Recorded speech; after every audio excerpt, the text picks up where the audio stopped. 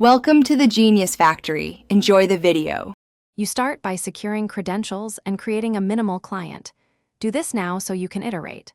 Once you have the API key and secret, store them in environment variables and restrict scopes.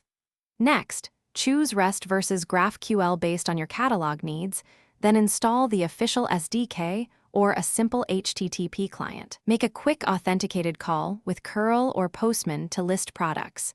This confirms connectivity and reveals response shapes you will map. Once connected, implement the core data flow. Map external product fields to your database schema and normalize SKU and pricing formats. Make sure to handle pagination and API rate limits. Implement retries with exponential backoff and idempotency keys for safe replays.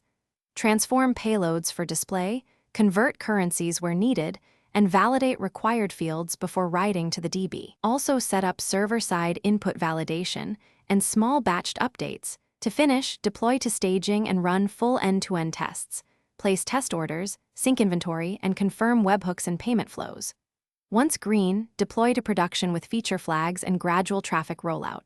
Add structured logs and metrics for latency, error rates, and webhook failures, and set alerts for unusual spikes. If something goes wrong, the most important troubleshooting tip is to check authentication and timestamps first. Tokens, scopes, clock skew, or revoked keys cause most silent failures.